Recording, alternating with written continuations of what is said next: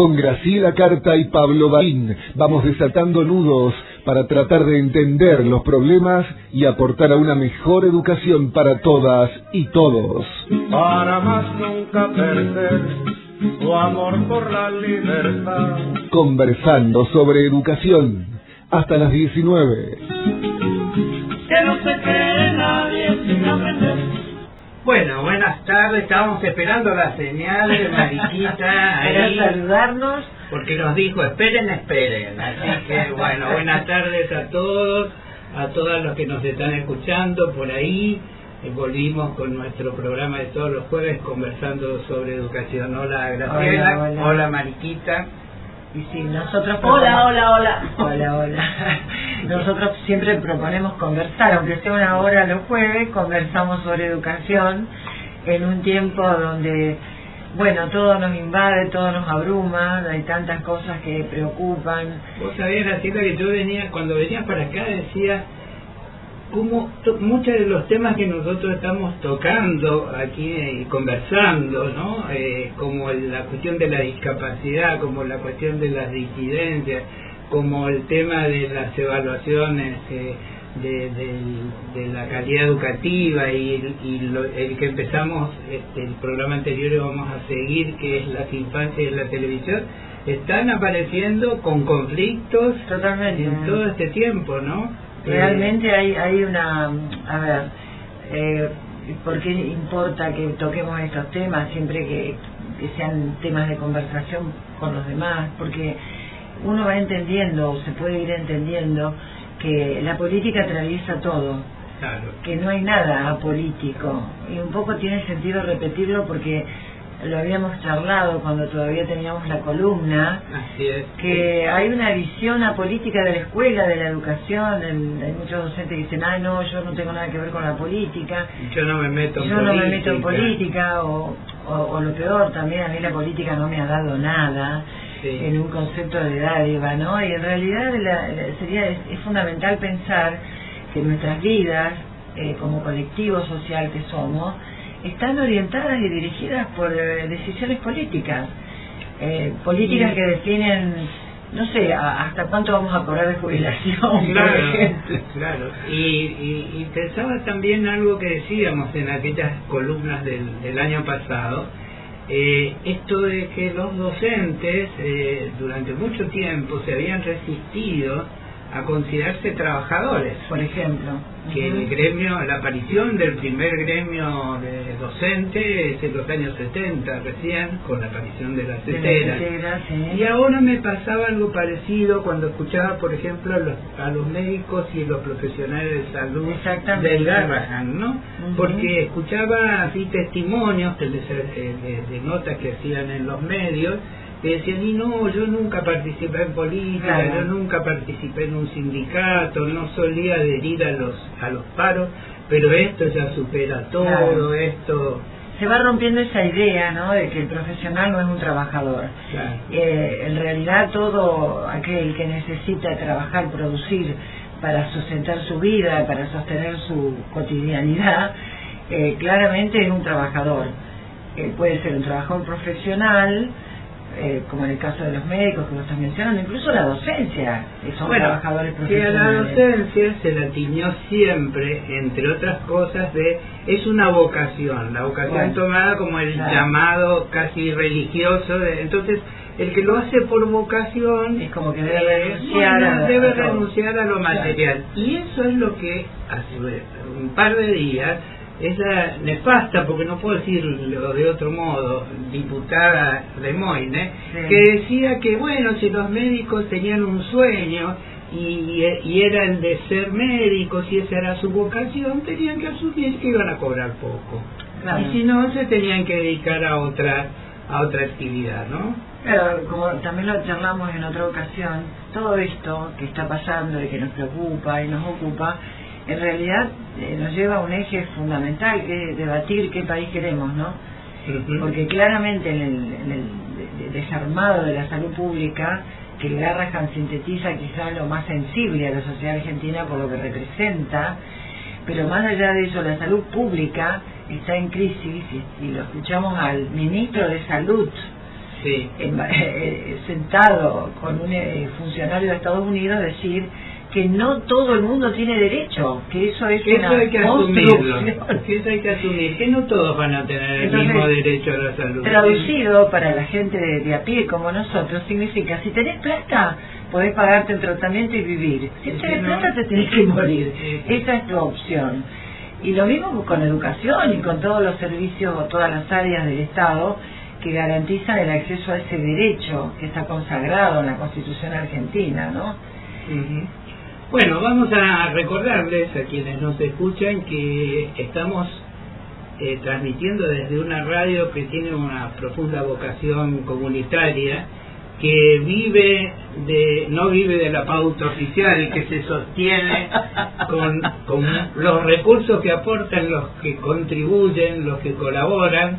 Así que si tenés ganas de colaborar con la radio, podés ingresar es muy sencillo, te metes en Google, haces FM 99.3 La Voz Capital y ya te va a aparecer la radio, y ahí vas a encontrar un link donde podés hacer el aporte, que será muy bien recibido para poder seguir sosteniendo este medio de comunicación que se diferencia fundamentalmente de muchos de los que se suelen sintonizar en nuestra provincia, porque justamente no recibe pauta oficial, pero tampoco transmite un mensaje digamos de promover a ciertos gobiernos, a ciertos partidos, o sobre todo un espacio para pensar críticamente, porque en realidad no hay ningún medio de comunicación que no tenga, como hablábamos antes, una postura política, una mirada,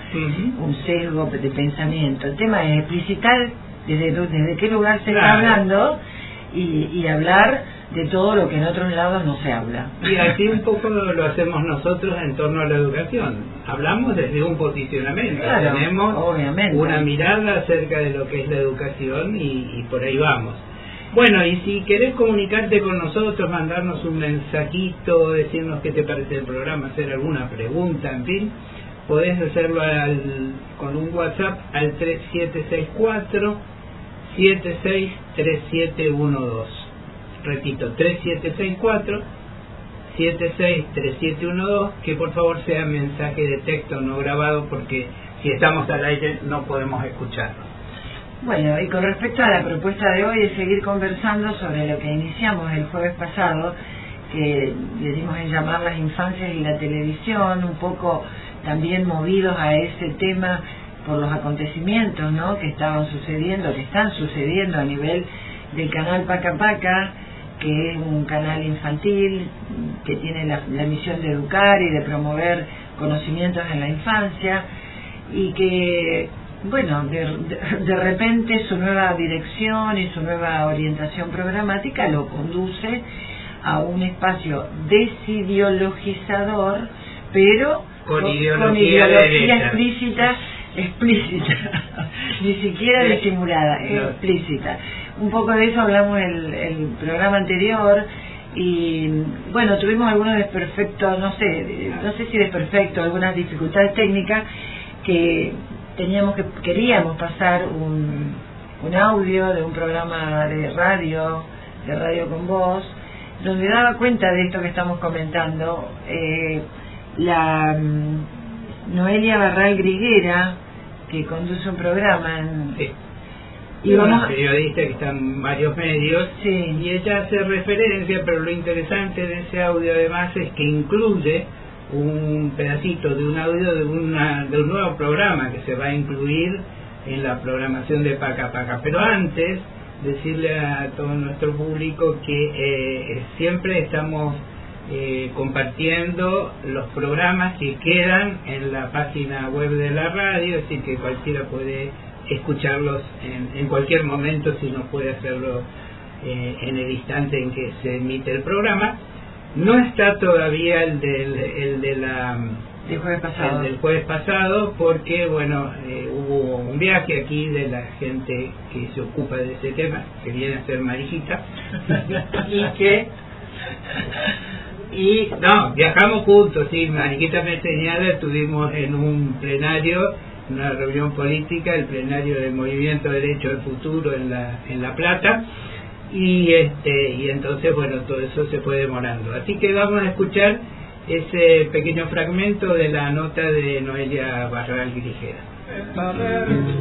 Para más nunca perder. Paca Paca, el canal infantil de la señal Encuentro, anunció su nueva programación. En el anuncio dicen una programación sin bajada de línea ideológica, pero también cuentan que van a empezar a pasar una tira de dibujos animados que se llama Tuttle Twins, las gemelas Tuttle, que básicamente son unas gemelas que por una circunstancia fortuita terminan viviendo con su abuela, y su abuela resulta que tiene una máquina para viajar en el tiempo en la silla de ruedas. Entonces van viajando en el tiempo y en un capítulo van a Cuba para contar qué es el comunismo. Y en Cuba se cruzan con Karl Marx y pasa lo siguiente cuando se lo cruzan. El hombre necesitado es Karl Marx, fanático socialista y pésimo padre cuyas ideas llevaron a la muerte a millones de personas.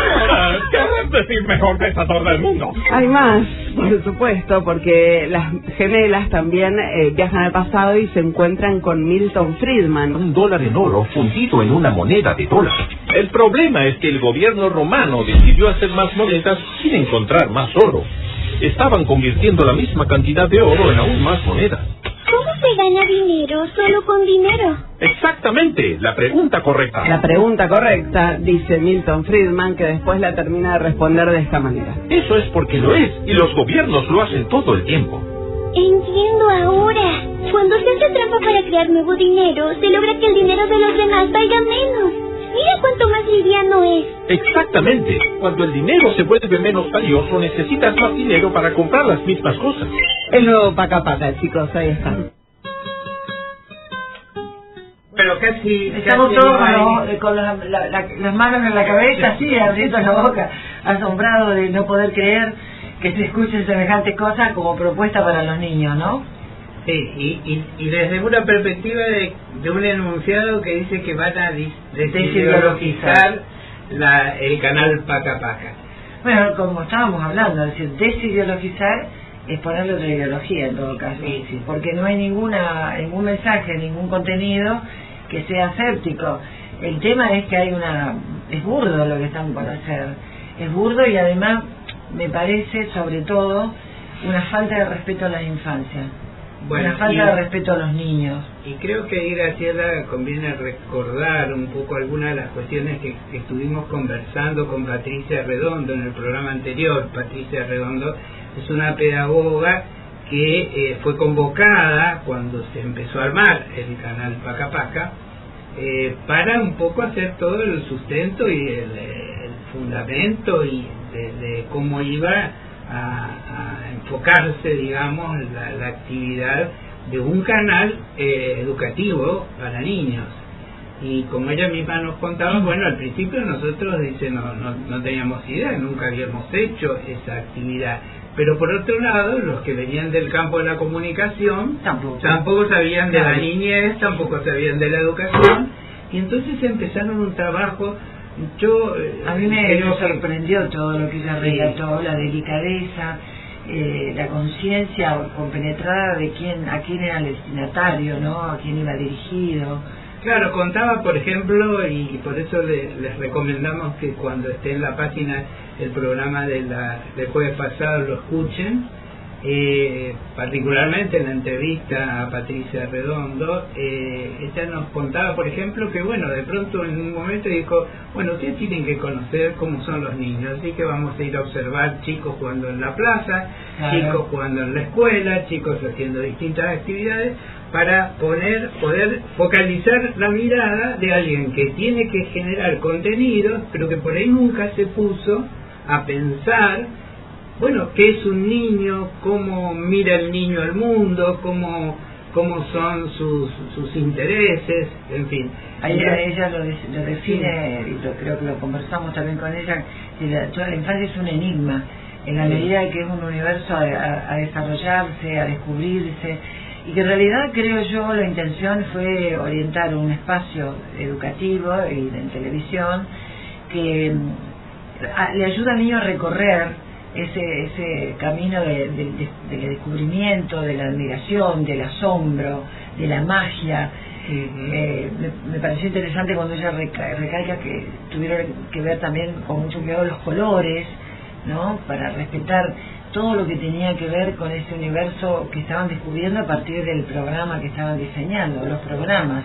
Claro, y también como ir tratando, ¿no? Del modo en que acabamos de escuchar en esta propuesta de este enlatado norteamericano que ya compró la nueva gestión de Paca Paca. Importamos programas televisivos para niños también. Claro, sino producir programas con una idiosincrasia.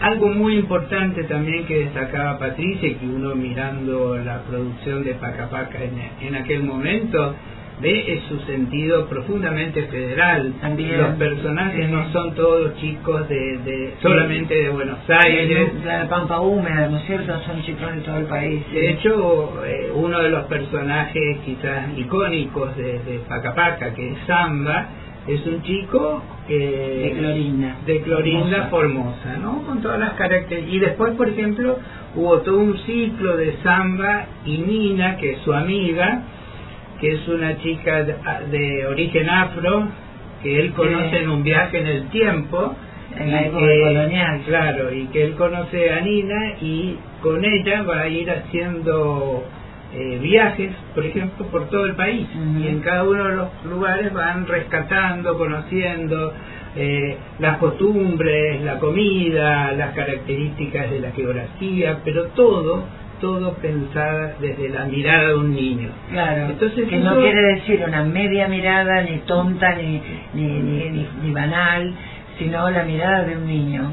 Claro, inclusive creo yo que una de las cosas que uno puede ver cuando tiene niños cerca, qué sé yo, en nuestro caso nietos, ver cómo se enganchan con esa propuesta de Samba, con esa propuesta de otros programas de Paca Paca con producción nacional, porque están cerca de ellos, porque están cerca de lo que ellos piensan. Entonces un chico misionero, por ejemplo, se puede identificar perfectamente con esa mirada que un chico formoseño pueda tener acerca de Salta, o de lo que le puede pasar en Mendoza, o de lo que puede pasar viajando en el tiempo y estando el día en que se produce la Revolución de Mayo. Proponiendo contemporaneizar con la historia, no ser protagonista, participar de los hechos históricos a través de este personaje que los chicos adoptaron como su referencia, porque Samba fue muy adoptado como un amigo, digamos, entre comillas, por los chicos en la escuela. Mira, yo recuerdo haber ido a Tecnópolis, y en Tecnópolis, bueno, había una cantidad de stand y de lugares, y había los de la televisión pública, Canal de Encuentro, Paca Paca, y había unas figuras así gigantescas de Samba. De Macri la tiraron al piso, la de San Martín también. Y los chicos iban a sacarse la foto, la selfie, o le pedían al maestro o a los padres que le saquen la foto para estar con Samba, ¿no? Así todo un personaje que tomó un cuerpo tan importante que realmente fue entrando en las casas como entra la tele, pero en el buen sentido, porque a veces esa penetración de la televisión se transforma en algo no tan deseable. Se plantean, se sugieren posicionamientos, maneras de ver la vida, ¿no es cierto? Así es. Sí, entonces, bueno, creo que toda esa producción sobre la cual pudimos conversar con Patricia Redondo en el programa anterior, amerita realmente, para quienes estén interesados, no necesariamente como especialistas en cuestiones de la comunicación, sino como ciudadanos, como padres, como docentes, en pensar, cómo se construye una producción audiovisual pensada para los niños, pensada desde la perspectiva de los niños. Pero inclusive pensaba, Pablo, que se lo comentamos a Patricia, cómo fue utilizado todo ese material que proponía Paca Paca como recurso en las escuelas para trabajar temas históricos, aniversarios de la patria. También es una invitación a los maestros que se acerquen al conocimiento de esta transformación, porque del mismo modo que adoptaron o que vieron la propuesta de Paca Paca como algo interesante para incluir, es importante que también hoy se acerquen a esta nueva manera de proponer el canal Paca Paca, los productos para los niños, porque también la escuela tiene que actuar en este sentido, ¿no? De por lo menos generar el espacio para pensar. Inclusive, y ya adelantamos un poquito qué va a pasar dentro de un ratito, hubo durante esas épocas, estamos hablando del segundo gobierno kirchnerista y en adelante, hubo otro instrumento utilizado para la producción audiovisual y también para la instalación de todo lo que tiene que ver con la tecnología educativa, que fue la creación de la plataforma Educar, educ.ar. Que trabajamos muchísimo, yo trabajaba todavía en la escuela. Y que dentro de un rato nos vamos a comunicar con quién fue, con Laura Penaca, que fue su directora, la directora de tecnología educativa de esa plataforma. Pero antes vamos a escuchar música. Vamos a escuchar algo de música. Así que vamos con el tema y después les contamos de qué se trata.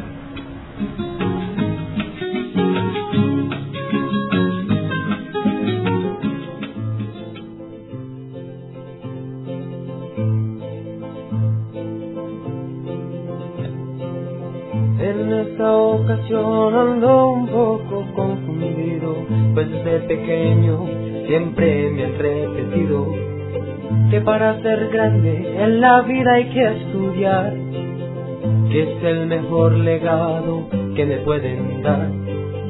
Pero hoy que estoy ante el pizarrón, me dice el profe que hay una situación que nos atormenta, la desfinanciación, y que las futuras generaciones quieren atención. Clama el pueblo por saber, no somos mercancía para vender, no a la deuda o a la privatización, queremos estudiar para cambiar nuestra nación.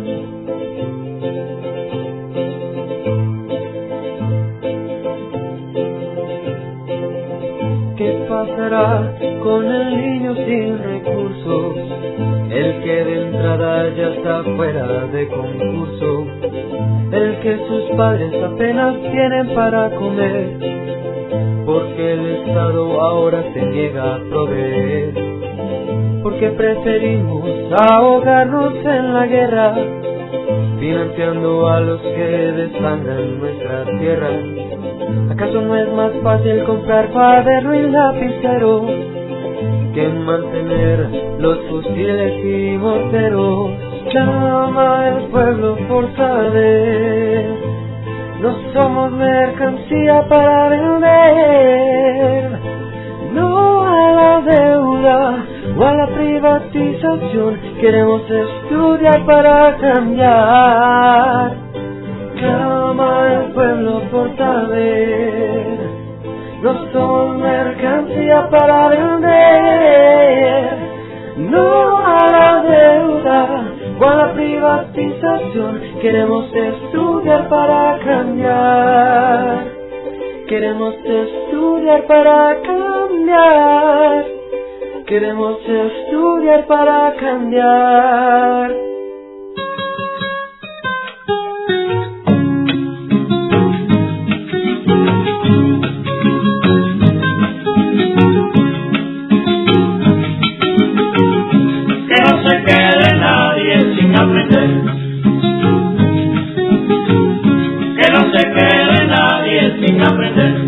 La cultura es la verdad. Bueno, y recién Mariquita me decía, ¿y de dónde sacaste este tema musical? Y en realidad, buscando temas que hablaran sobre educación, me encontré con un grupo de estudiantes de Colombia que abrió un canal de YouTube y en el cual van publicando distintas producciones que tienen que ver con sus luchas por una educación pública de calidad y mejor, y bueno, entre otras pusieron esa canción que compusieron algunos de ellos y la cantaron. De esto se trató. Muy linda. Ahora estábamos esperando a la comunicación con Laura Penaca, que ya nos anticipó Pablo,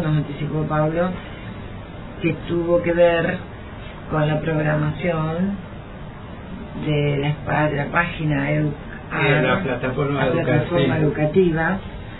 Estaba mirando que hay varias plataformas educativas, pero esta fue una propuesta del Ministerio, ¿no? Del Ministerio de Educación.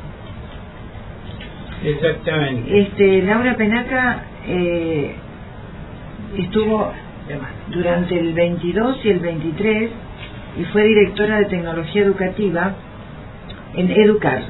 Laura es profesora para la enseñanza primaria, licenciada en Ciencias de la Educación, especialista en tecnología educativa, docente de la Cátedra de Educación y Comunicación en la carrera de Ciencias de la Educación de la Universidad de Buenos Aires, y antes fue directora del programa Conectar Igualdad en el Ministerio de Educación de la Nación. Bueno, una gran trayectoria en el campo educativo. El tema leí acá Conectar Igualdad y pensaba, ¿no?, que otro aspecto que se ha perdido en estos días. Bueno, ahí estábamos un poquito con alguna dificultad para comunicarnos con Laura, pero creo que ya está en línea. Hola Laura, ¿cómo te va? Graciela Carta y Pablo Bain te estamos saludando. Hola, ¿qué tal? ¿Cómo están? Hola Laura, encantada. Igualmente. Bueno, vos sabés, Laura, que nosotros veníamos desde el programa anterior hablando un poco, habíamos tomado como eje de los programas el niño y la televisión, pero también en el programa anterior estuvimos hablando bastante sobre la propuesta de Paca Paca y los cambios que ahora, bueno, estamos viendo, lamentablemente están ocurriendo en relación con el canal, pero también nos pareció interesante conversar con alguien que, como fue tu caso, estuvo a cargo del área de tecnología en la plataforma Educar, y veíamos ahí que, bueno, se definía de algún modo Educar como un sitio que aporta contenidos relacionados con las diversas áreas del conocimiento, con el propósito de promover la enseñanza y el aprendizaje de calidad. Entonces, por ahí queríamos preguntarte cómo fue pensado originalmente Educar, qué objetivos, qué proyectos implicaba. Bueno, sí, Educar fue el primer portal educativo del Estado argentino, ¿no? En su surgimiento, cuando en el auge, digamos, del surgimiento de Internet, de la web 2.0, mucho antes, ¿no?, bastante antes de las tecnologías infocomunicacionales, de la inteligencia artificial que estamos como transitando ahora. Y bueno, la intención era poder justamente generar contenidos que fueran multimediales, más interactivos, que digamos atraparan la complejidad que estaba surgiendo a partir de la masividad de Internet, para que se usaran en las escuelas. Audio, video, texto, infografía, bueno, un poco eso, y se tomaban mucho tanto los diseños curriculares como sobre todo los núcleos de aprendizaje prioritario y todos los lineamientos nacionales del Ministerio de Educación para poder desarrollar en cada una de las áreas de todos los niveles educativos contenidos diversos, sobre todo dirigidos a docentes. Después se fue ampliando a estudiantes y a la comunidad en general, pero en un principio el portal estaba muy orientado a los docentes.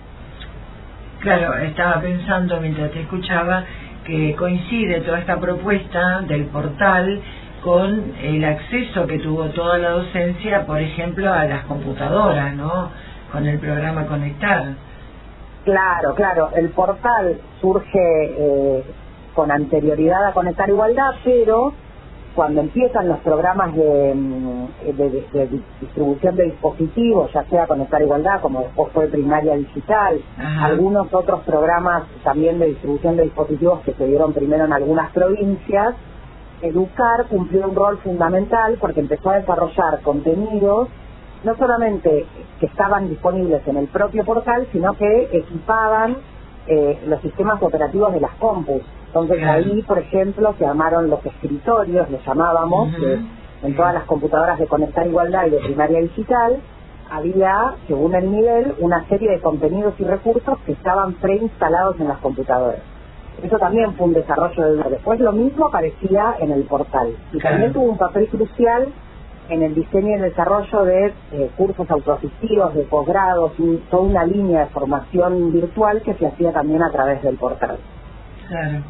Y con respecto a las infancias, los contenidos directamente destinados a las infancias, ¿se trabajó eso de Educar?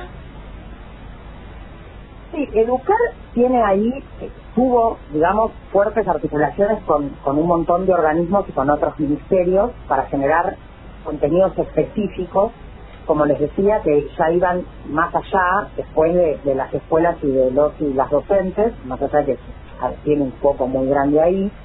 Entonces, por ejemplo, estos últimos años se trabajó en desarrollo de contenidos con el Ministerio de la Mujer, con el de Ambiente, y ahí se iban como focalizando en temáticas diversas, con, por ejemplo, con la Fundación IPF, con cuestiones ambientales, y para las niñeces, también muy vinculado a Pacapaca, al canal, a la televisión educativa, para el desarrollo de contenidos que ya abordan también muy fuertemente a la familia y a los propios pibes y pibas, ¿no? Como que ya se empezó a facetar más el portal los últimos años para tener varios destinatarios. Y que desarrollaron múltiples propuestas que van más allá de lo escolar, digamos. Sí, sí. Y con respecto a lo escolar, todo lo que tiene que ver con la llegada al sistema formal, ¿se pudo evaluar desde la gestión el alcance que tuvo, el impacto que alcanzó la propuesta en el área específicamente escolar? Sí, a ver, lo que nosotros teníamos, digamos, que se podía medir desde el portal era la cantidad de visitas, la cantidad de descargas, cuestiones que tienen que ver con el ingreso y la visualización, digamos, de los contenidos. Y la verdad que eso es súper masivo, digo, todas las jurisdicciones y de todos los niveles educativos acceden al portal, descargan contenidos, hacen cursos del portal. Sí, eso tiene una presencia muy fuerte en todas las escuelas del país. Claro. ¿Y cuál es la situación hoy del portal Educar? Bueno, la verdad que hoy Educar ha disminuido a más de la mitad. Digo, Educar como sociedad del Estado, ¿no? Porque en la sociedad del Estado está el portal, pero también están dentro o estaban dentro todas las políticas de inclusión digital del Ministerio Nacional de Educación, en lo que era el Ministerio Nacional de Educación, como Conectar Igualdad, ¿no? Sobre todo, y bueno, y hoy está Educar prácticamente con menos de la mitad de su planta de trabajadores y trabajadoras. Se han rescindido contratos, se han abierto retiros voluntarios, y los que están prácticamente sin tareas porque no hay lineamientos políticos respecto de inclusión digital. Conectar Igualdad se ha descontinuado totalmente. Y bueno, el portal la verdad que sigue en línea, pero digo, los contenidos que son los contenidos desarrollados en todos estos últimos años, ¿no? No hay nada nuevo. Y a veces un poco se reciclan y se postean y se dice, ¿no? Ahora salieron hablando un poco de inteligencia artificial, pero son cosas que han sido desarrolladas por los equipos cuando los equipos existían y estaban en funciones, ¿no? Claro. Sí, es como una especie de vaciamiento, entonces va perdiendo presencia, como recién describías vos, esa masividad se va reduciendo y va perdiendo sentido para el ámbito al que está destinado, ¿no?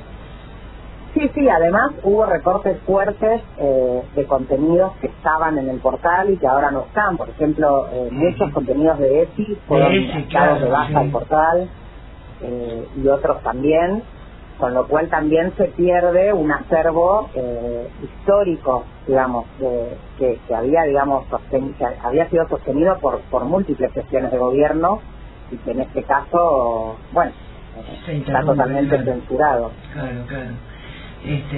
Sí, la verdad que yo trabajando todavía en el sistema tengo realmente conciencia de la importancia que tuvo el aporte de Educar para el trabajo del docente en todos los niveles,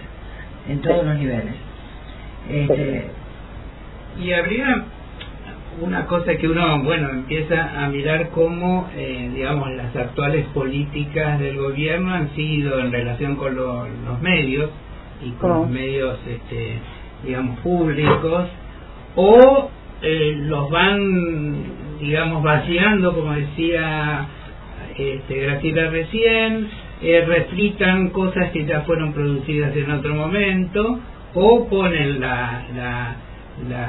digamos, el control ideológico sobre algunas cosas y las eliminan, o los cambian de signo, como ahora está ocurriendo con Paca Paca, ¿no?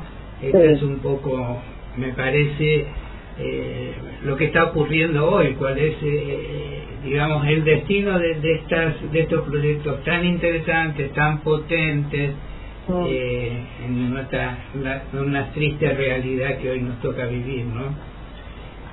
Sí, absolutamente. Hay una cuestión fuerte de disputar sentidos ahí, y de borrar muchos bastiones, muchas cuestiones construidas de muchos años, en las cuales además hay múltiple consenso en la comunidad educativa en general, ¿no?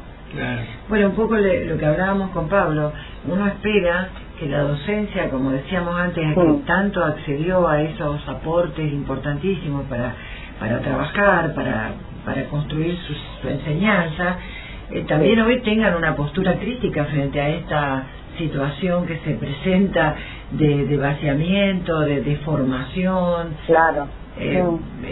Sería esperable, ¿no?, que sea desde ahí surja una respuesta, por lo menos una postura crítica, ¿no?, de rechazo. Sí, totalmente. Algo que no vemos. Todavía no vemos, pero muy bueno. extendido. Hay gente así, casos individuales que publican en redes, sobre todo, críticas y demás, pero no hay como una demanda muy fuerte por parte de la docencia, desde cuestiones casi, yo diría, mucho más puntuales y materiales, como fue el tener acceso a las computadoras, a tratar de conectar a toda esta cuestión de toda una programación, de una producción de contenidos para ser después utilizados en su propia actividad, ¿no?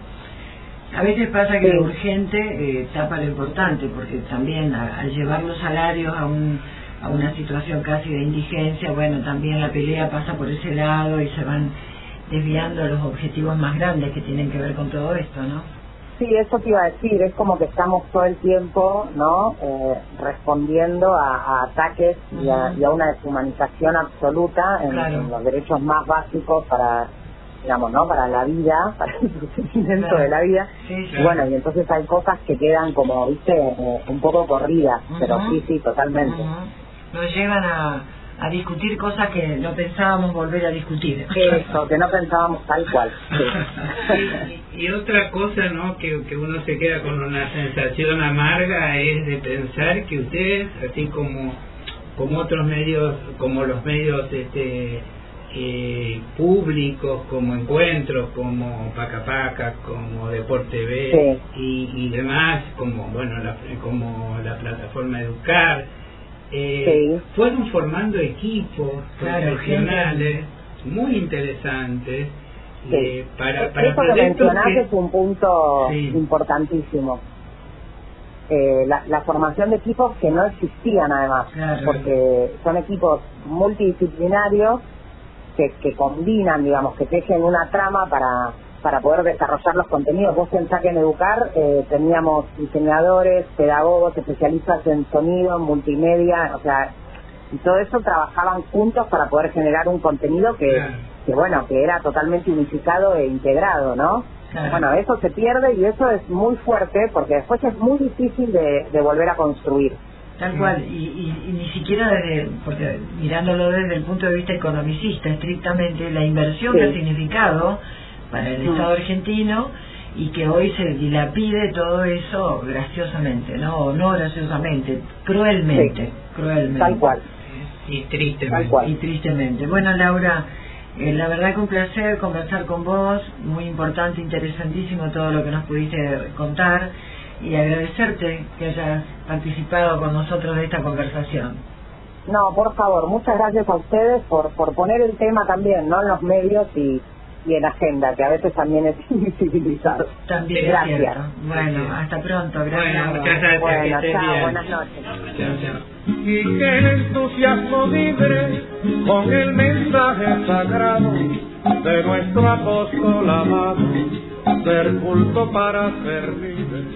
Bueno, interesante ir viendo todo un plan, todo un esquema de trabajo que estaba vinculado a los medios públicos, a la plataforma, pero también a todos los proyectos de reforma curricular, de los contenidos, como hablaba recién en nuestra entrevistada, de los NAP, de los núcleos de aprendizaje prioritarios, como todo, más la entrega de computadoras, es decir, no eran ideas alocadas. Era una política pública que impulsaba el Ministerio de Educación a través del Ejecutivo.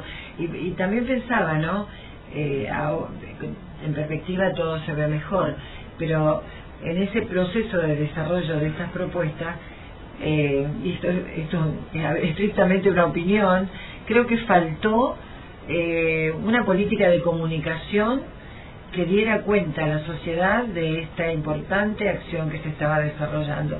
Es decir, no se dimensionó en el momento el valor y el alcance que tenía todo esto que se estaba construyendo, que, como señala Laura, no solo implicó una propuesta, sino también una acción de formación para generar espacios diferentes en un tiempo donde las tecnologías están como en la mesa, ¿no? Todo es nuevas tecnologías. Y fíjate que ya empezaban a trabajar algo que ahora, y en algún momento, no sé en cuál de los próximos programas lo vamos a abordar, tema del que somos totalmente ignorantes, que es la cuestión de la inteligencia artificial. Que se metió ya en la vida de todos. Sí, así totalmente. Es. Bueno, recibimos acá un mensajito muy breve de Celeste Morgenstern, que nos dice: gracias, profe. Eso se refiere a mí porque fui su profe en la universidad, y Graciela. Pero bueno, eso era todo el mensaje. Gracias, Celeste, por estar escuchando y siguiendo nuestro mensaje.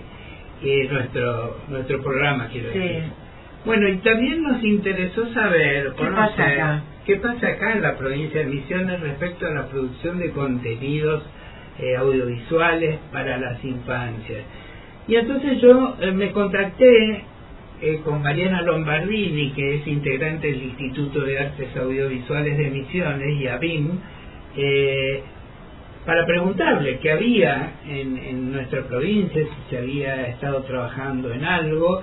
Y vamos a reproducir con su autorización un pedacito de la primera respuesta que ella me hace. No es una entrevista formal, sino unas preguntas que yo le estaba haciendo respecto de qué se está haciendo o se hizo en materia de producción para las niñeces en la provincia de Misiones. Para más nunca perder tu amor por la libertad. Tenemos desde el ABIM una acción específica vinculada para las infancias. Lo venimos conversando mucho porque en nuestra ley se menciona. Yo estoy a buscar el artículo de la ley provincial y te voy a pasar. Tuvimos algunos intentos de laboratorios para desarrollar contenido.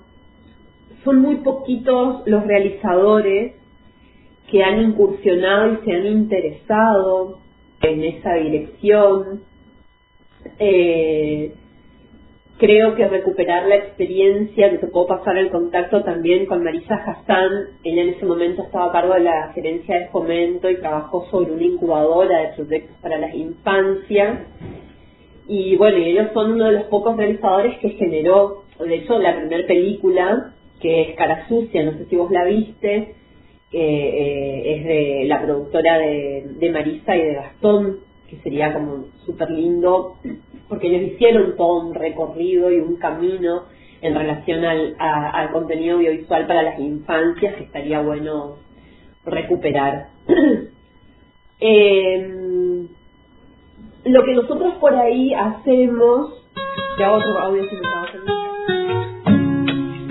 Bueno, y esto que nos comentaba Mariana Lombardini tiene que ver con un realizador con dos muy importantes, uno de ellos Gastón Gularte, que hace muy poco tiempo estrenaron en el Centro del Conocimiento, en la sala de cine, y también a lo largo y a lo ancho de la provincia en un montón de proyecciones, junto con Gustavo Carbonell, la película Basilicia, que es una producción justamente de esa productora de Gastón, que también tuvo que ver, junto con Marisa, con la producción de Cara Sucia.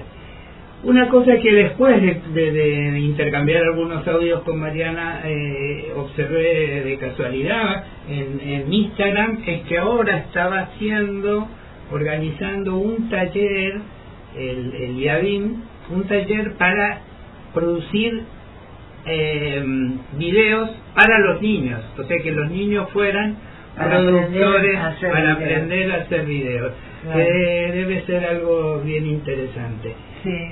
Bueno, te recordamos que si querés mandarnos algún mensaje, algún comentario, está abierta la comunicación a través del 3764-763712, 3764-763712.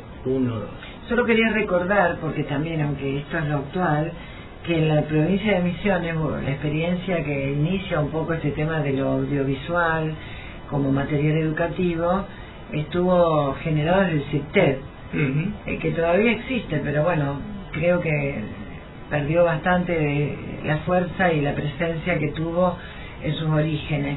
Cabe recordar que eso fue en la época del retorno a la democracia, una propuesta de trabajo de un área educativa que era el ESA,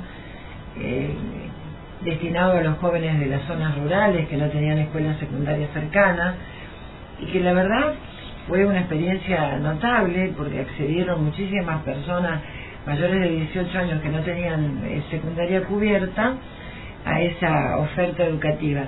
Y por otro lado, el área de producción, donde estaba justamente Gustavo Carbonell y Gastón Gularte, que producían materiales audiovisuales, documentales, que también fueron muy, muy valiosos para las escuelas. Claro. En su momento. Vamos a contarle a la audiencia que el CIPTED es el Sistema Provincial de Teleeducación y Desarrollo, ¿no?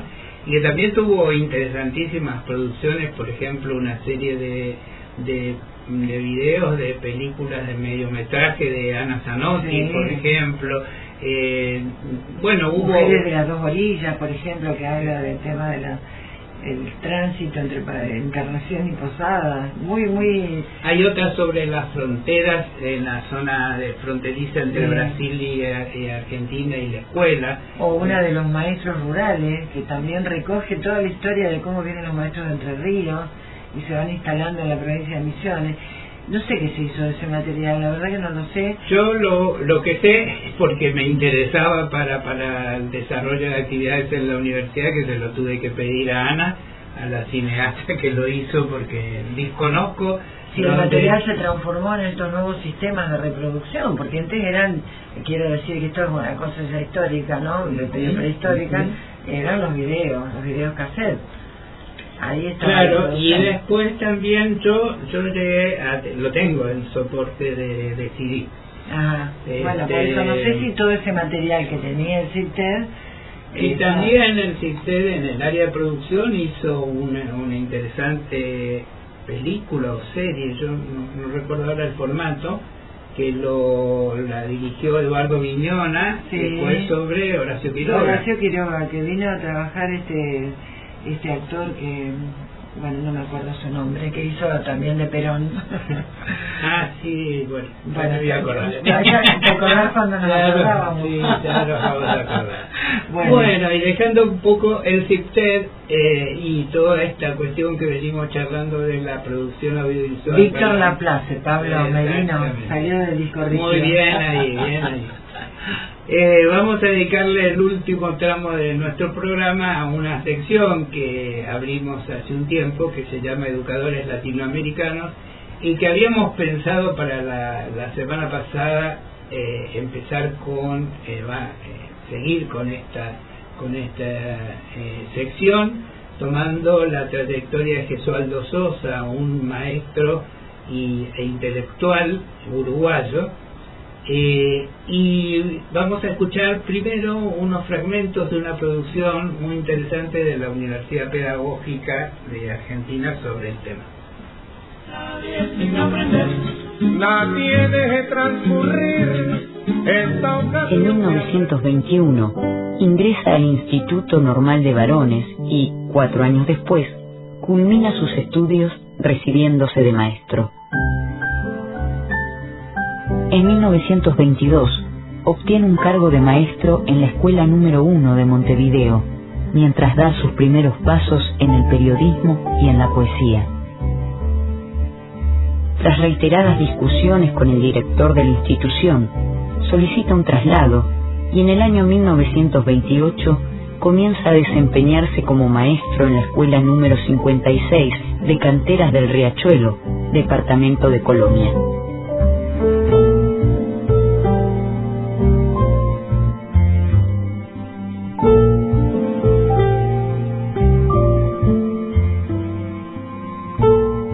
Impulsado por la actividad económica del puerto de Buenos Aires, el pueblo de Canteras del Riachuelo lo abastece con piedra y cemento, lo que genera un repentino crecimiento de su población.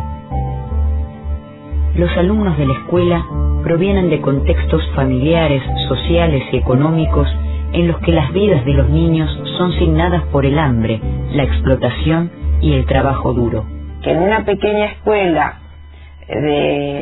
a orillas del río de la Plata, en las canteras del Riachuelo, con muy pocos elementos, en una escuela que tenía realmente muy pocos útiles, que era un local casi ruinoso, él allí pudo hacer una experiencia de escuela nueva, de nuevos métodos, y muchos de los maestros que leyeron ese libro, que fue el testimonio de esa experiencia, bueno, dijeron, bueno, nosotros también tenemos esos mismos problemas.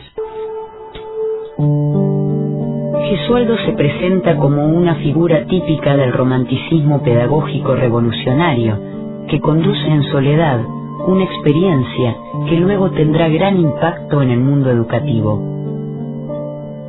Siente la artificialidad de la tarea escolar en un medio al que califica de rural y pobre. En 1935, basado en la experiencia de Canteras del Riachuelo, publica Vida de un maestro. La escuela, nuestra escuela, qué gran mentira de la que soy cómplice. Tómense notas, biografías, perfiles, háganse comparaciones, escalas, estadísticas, para ir a parar a jugar al truco en el boliche a los 13 años. Tremenda mentira la de esta escuela falsa. Hoy tenemos registro de alguna manera, podemos recuperar la experiencia de Canteras de Riachuelo. ¿Por qué? Porque él escribe justamente este libro que es Vida de un maestro. Y esto fue realmente un impacto, porque no solamente interesó a los maestros, sino también al público en general. Y se convirtió extrañamente en un bestseller. En realidad es una novela pedagógica y él dice que es una novela autobiográfica, pero no una novela que relata la biografía del maestro, sino de la autobiografía de la escuela, donde los personajes de la novela son los personajes de sus alumnos.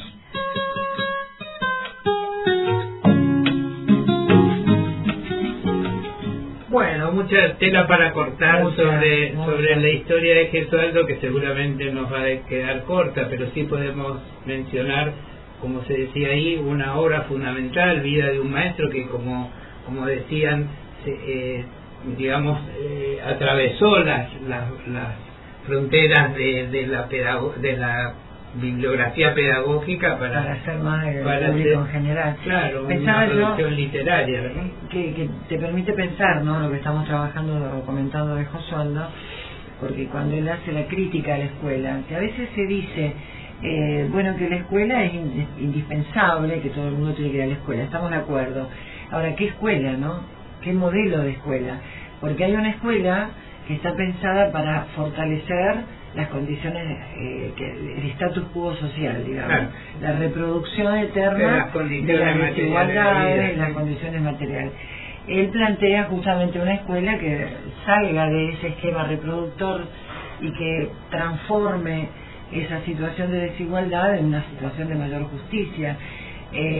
Creo que este tema, a medida verlo en varios de los autores que hemos visto, esta intención de que la educación sea una herramienta de transformación y que obviamente el poder no es que esté muy contento con ese tipo de propuesta. Entonces Gosolda fue perseguido. Claro. Fue perseguido, como fue perseguido Freire, como fue perseguido Cosentini. Sí, veníamos diciendo fuera del aire con Graciela que todos los pedagogos que fuimos seleccionando para esta sección, todos tuvieron algún tipo de sanción o fueron sacados de la escuela y demás. Una cosa más interesante y que también lo pone en línea con estos otros colegas suyos, en el 50 publica La expresión creadora en el niño, y es una producción que también tiene mucho que ver con cómo pensar el desarrollo de la niñez a partir del arte, a partir de su vinculación con el arte. Experiencia que te habíamos escuchado hace unos programas, se hacía en la escuela que dirigía Cosentini, por ejemplo, en las afueras de Rosario. Puede ser traído de los pelos, pero probablemente no tenga la misma dimensión. Pero la propuesta de Paca Paca, por ejemplo, que nos planteaba Patricia Redondo, cuando contaba cómo fueron pensando, tiene que ver con eso, con un niño que crea, con un niño que descubre, no con un recipiente, como pretende ahora la nueva dirección de Paca Paca, que recibe información del adulto elaborada por adultos. Y esa escuela de para el niño, pensada desde el niño, bueno, es realmente una escuela imprescindible, pero lejana todavía, ¿no? Bueno, y vamos a cerrar esta breve mención a la trayectoria de Gesualdo, diciendo que más adelante, cuando va finalizando con la edición de sus libros, la publicación y demás, fue convocado por la Revolución Cubana para participar en esa conocida campaña de alfabetización que, dicho sea paso, la cortina de nuestro programa se llama y fue producida fue producida en la época del proceso de alfabetización en Cuba. Carlos Puebla es quien canta ese son de la alfabetización. Y también fue convocado por el gobierno cubano para organizar la Facultad de Pedagogía de la Universidad de La Habana.